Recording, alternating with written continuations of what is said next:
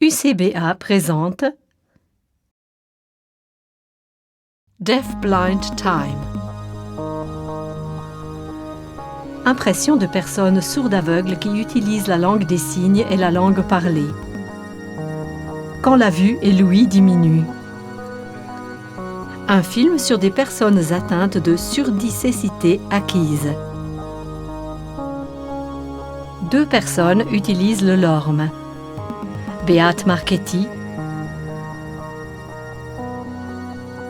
sourd, presque aveugle, aime voyager. Beate Marchetti se promène avec son chien guide.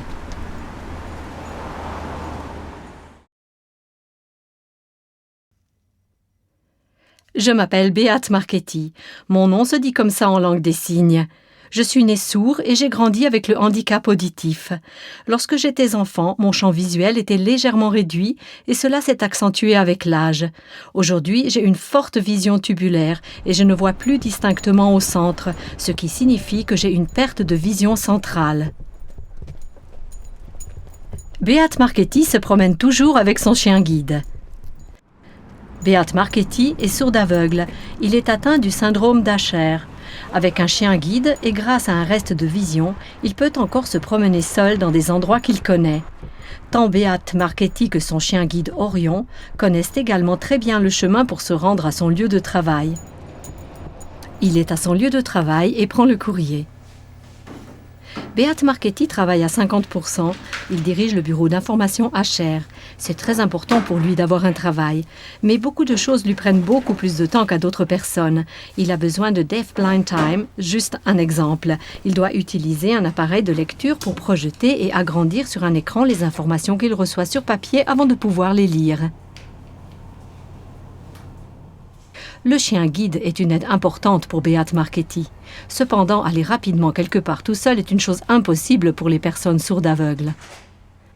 La limitation des capacités auditives et visuelles rend bien sûr la mobilité et la communication beaucoup plus difficiles, et cela a aussi des conséquences sur la vie professionnelle. La communication et la mobilité sont des éléments très importants dans ce domaine, et pour cette raison, il n'est pas facile pour les personnes sourdes-aveugles de trouver un travail. Franz Meyerhans.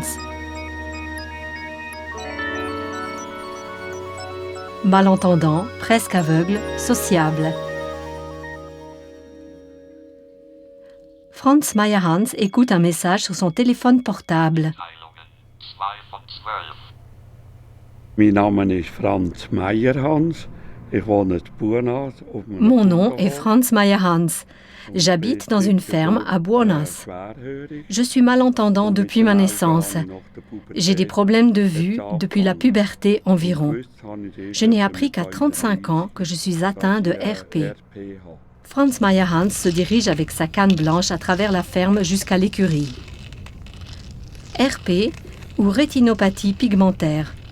Franz Meyerhans est atteint de ce handicap visuel héréditaire qui entraîne une diminution progressive des facultés visuelles. Il a, comme Beate Marchetti, une vision tubulaire. En plus, ses yeux ont de la peine à s'adapter aux variations lumineuses. Il peut malgré tout encore un peu comprendre la langue parlée grâce à des appareils auditifs très performants. Lorsqu'il est à l'extérieur, Franz Meyerhans a toujours besoin d'une canne blanche. Dans la ferme, je me promène toujours avec ma canne blanche. Comme ça, je peux sentir le sol. Je suis toujours le bord du chemin et je me sens plus en sécurité. Lorsque je travaille dans l'écurie, je ne peux pas utiliser la canne, alors je me déplace le long des murs. Tous les outils sont suspendus dans l'écurie à leur endroit habituel. Il est très important que tout soit rangé selon un ordre précis pour que Franz Meyerhans puisse travailler. Malgré sa surdicécité, il traite encore aujourd'hui les vaches 2 fois par jour. Traire, il sait le faire les yeux fermés à cause de son expérience. Et 2-3 trucs lui facilitent le travail dans l'écurie. Il faut dans tous les cas avoir de la volonté. Pour reconnaître les vaches, j'ai suspendu de petits morceaux de bois de différentes formes le long de la conduite de lait. Je les prends dans la main pour m'orienter. Les vaches vont toujours à leur propre place lorsqu'elles mangent. Und beim Malen tue ich Lorsque je trais, je sens le flotteur de la machine à traire. Cela me permet de sentir combien de lait sort et pendant combien de temps. und wie lange das läuft.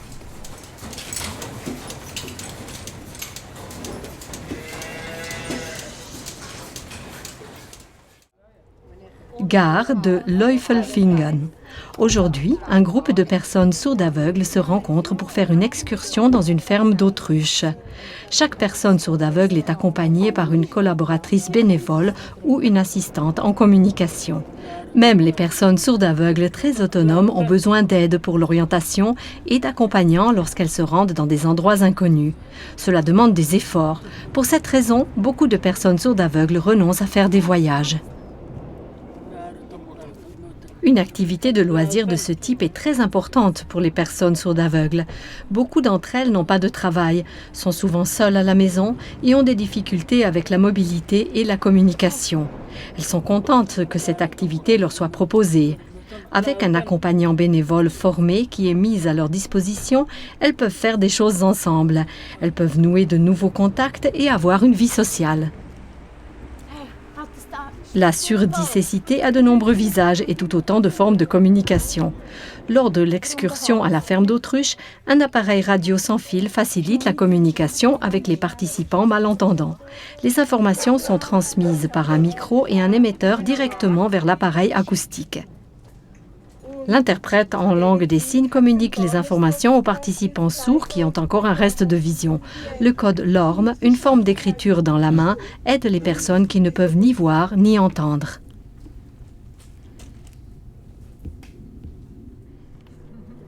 Les autruches regardent la caméra avec curiosité. La fermière explique, l'interprète traduit.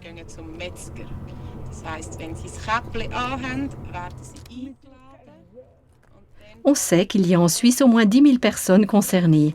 Certaines personnes ne peuvent ni voir ni entendre depuis leur naissance, alors que d'autres ont perdu leur capacité auditive et visuelle au cours de leur vie. Ce cas est de loin le plus fréquent. On suppose que de très nombreuses personnes très âgées n'entendent que très peu et ne voient presque plus rien sans que cela soit réellement reconnu et pris en compte. Ca 150 und im Winter etwa 50 bis 80. Yvonne Huguenin. Malentendante et aveugle à cause de son âge, prête à aider les autres. Yvonne Huguenin marche avec son chien guide et son déambulateur à travers l'appartement. Yvonne Huguenin a 98 ans. Elle porte des appareils acoustiques depuis 30 ans. Lorsqu'elle avait environ 80 ans, elle a petit à petit perdu la vue. Elle habite chez sa fille à Genève. Elle est assise dans un fauteuil avec un appareil pour écouter des livres sonores. Le chien est couché à ses pieds. Aujourd'hui, l'activité favorite d'Yvonne Huguenin est d'écouter des émissions radio ou des livres sonores.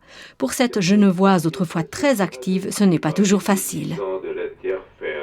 Et vous savez, moi j'ai fait 20 ans de théâtre et puis 20 ans de danse folklorique depuis l'âge de 60 ans. Jusqu'à 90 ans. Alors là, ça n'allait plus, ça voulait plus. C'était fichu. Oh, c'est sûr. Mais on ne peut pas rester sur la tristesse. Hein. Et vous savez, moi j'ai eu de la chance, c'est qu'il y a des petits-enfants, comme mon arrière-petit-fils. Hein. Ricolard, mais on s'amuse comme des fous les deux. Elle pèle des pommes de terre. Pour Yvonne Huguenin, c'est toujours aussi important de pouvoir être active et par exemple de pouvoir aider dans la maison. Il y a quelques semaines, Yvonne Huguenin s'est cassé la cheville et elle a dû aller à l'hôpital. L'inactivité et les soins qui n'étaient pas adaptés à son double handicap sensoriel ont été durs pour elle.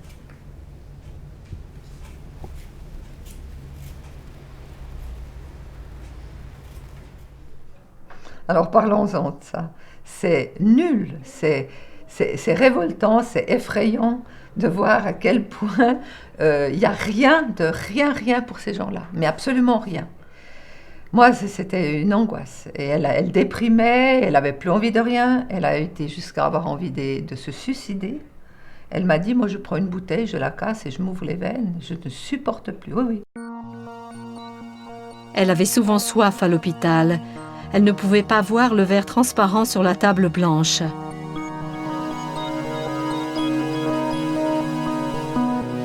On lui enlevait son casque pour écouter la radio lorsqu'elle avait fermé les yeux. Elle est assise dans la chambre et fait du crochet. Yvonne Huguenin ne s'est plainte qu'auprès de sa fille. Beaucoup de personnes sourdes aveugles n'osent pas se plaindre directement. Elles sont trop dépendantes des personnes qui s'occupent d'elles. Lucerne est le pont de la Chapelle par beau temps. Franz Meyerhans se rend à Lucerne pour faire des achats. Il a besoin d'une veste pour l'hiver et d'une nouvelle chemise. Une collaboratrice bénévole de l'UCBA l'accompagne. Il ne peut plus faire ce genre d'achat tout seul.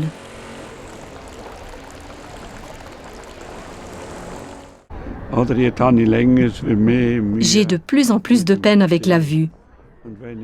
Lorsque j'entre dans un magasin, je suis tout d'abord complètement aveugle pendant un moment et je ne peux pas m'orienter. Mais l'accompagnante garde toujours une bonne vue d'ensemble. Franz Meyerhans est dans le magasin avec le vendeur et l'accompagnant et choisit une chemise.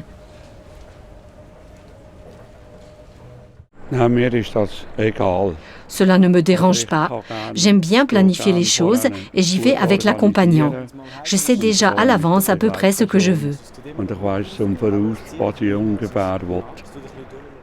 L'accompagnant se charge de l'orientation, montre les ponts, les escaliers, les obstacles, ou comme ici, les canards et les cygnes près du pont de la Chapelle.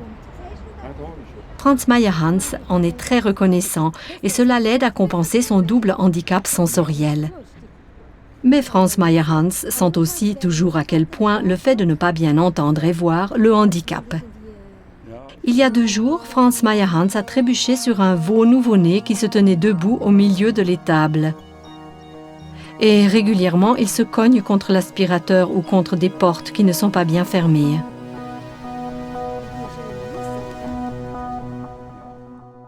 Repas de midi chez Franz Meyerhans. La surdicécité croissante de Franz Meyerhans a des conséquences sur la vie de la famille. Lorsqu'il s'est marié, il était malentendant, mais il voyait encore très bien. Sa famille doit encore s'habituer au fait que maintenant, il ne voit plus non plus bien. Cela a déjà été la cause de petits incidents.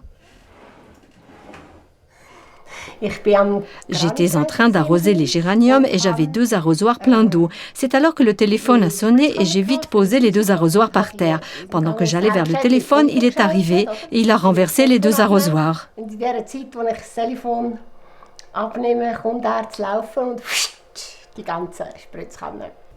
Il est aussi difficile de communiquer à table.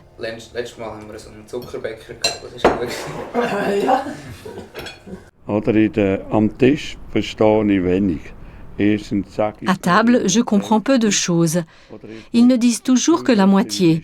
J'ai besoin de descriptions beaucoup plus précises. Ils se regardent peut-être et savent déjà ce que l'autre veut dire. Et cela, je ne le remarque bien sûr pas. Ou bien, ils décrivent les gens très mal, juste le prénom et ne disent pas clairement de qui ils veulent parler. Beat Marchetti est assis avec sa compagne sur le canapé.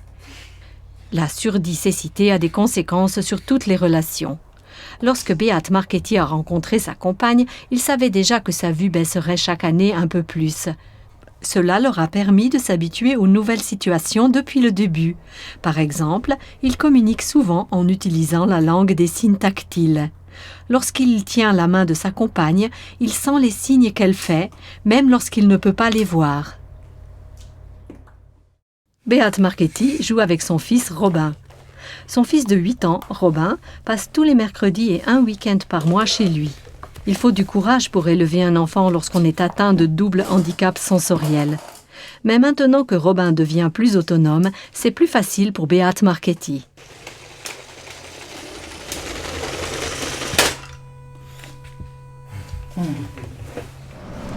Malgré son autonomie, Beat Marchetti remarque chaque jour ce qu'il ne peut plus faire à cause du double handicap sensoriel. Il se rend compte qu'il a souvent besoin d'un peu de deaf blind time en plus et que des accidents peuvent se produire. Il est déjà allé 2 fois au dépôt du tram parce qu'il n'avait pas entendu l'annonce et qu'il n'a pas vu les autres passagers descendre. Et la semaine passée, une dame âgée est tombée parce qu'il lui a foncé dedans.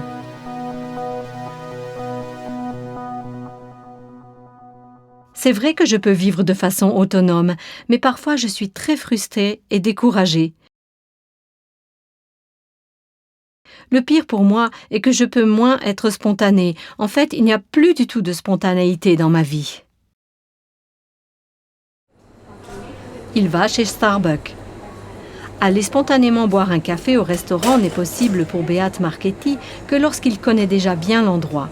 Lorsque les personnes ne connaissent pas la langue des signes, il communique souvent par écrit. Il écrit sa commande sur un petit papier et la donne à la serveuse au comptoir. Être mobile, communiquer, obtenir des informations, c'est beaucoup plus difficile pour les personnes sourdes-aveugles. Grâce à des moyens auxiliaires tels que cette loupe, Beat Marchetti peut encore avoir accès à l'information. Et quand il ne verra plus rien du tout, il lui restera encore l'écriture braille.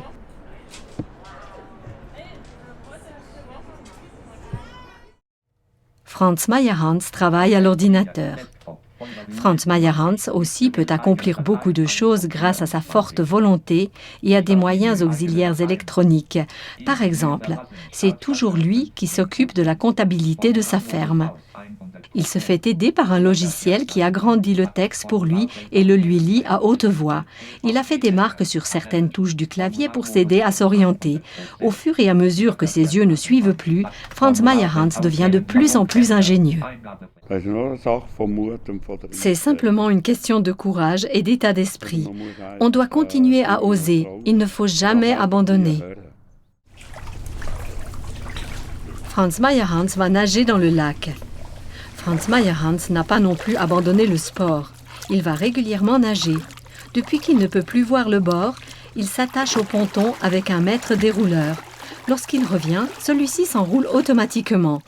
Il ne perd pas de temps à réfléchir à l'avenir et à combien de temps il pourra encore aller nager. Je vis au jour le jour, je ne pense pas à l'avenir lointain. Mon but est de faire le plus rapidement possible une déclaration de volonté du patient au cas où je serai à l'hôpital et ne pourrai plus être autonome.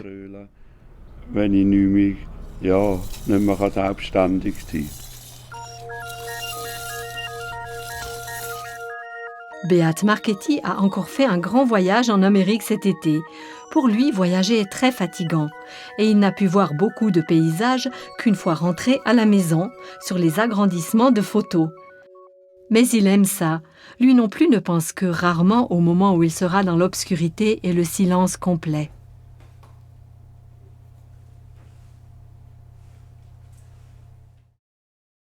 Ma façon de voir est « je veux apprécier chaque jour. Je vois encore un peu, j'ai un travail, une gentille compagne, un fils.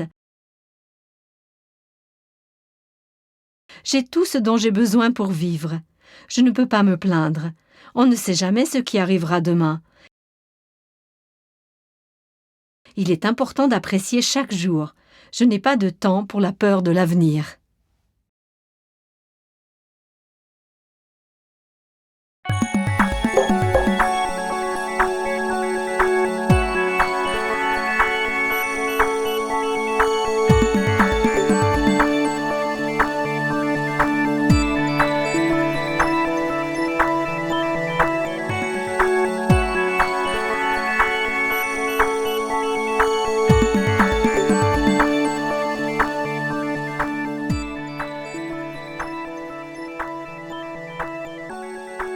L'UCBA remercie les actrices et acteurs Yvonne Huguenin et Micheline Devenier, Franz et Paula Meyerhans, Beat Marchetti, Corinne Eliker, Robin Marchetti et Orion. Un grand merci pour leur généreux soutien, Bernafon AG, Essilor Suisse SA, Hear the World Foundation, Max Birscher Stiftung, Migrokulturprozent, Pro Infirmis Schweiz, Société de la Loterie de la Suisse romande, Sonos, Schweizerischer Verband für Gehörlosen und Hörgeschädigten Organisationen, Simet Medical System et responsable du projet Beat Marchetti, Centre d'information HR UCBA, SGB, FSS, Union centrale suisse pour le bien des aveugles. Réalisation Catherine Souter, Fremix.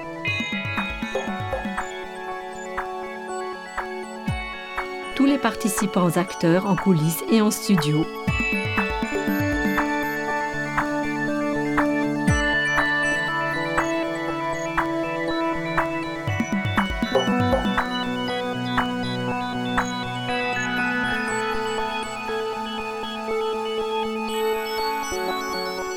www.ucba.ch.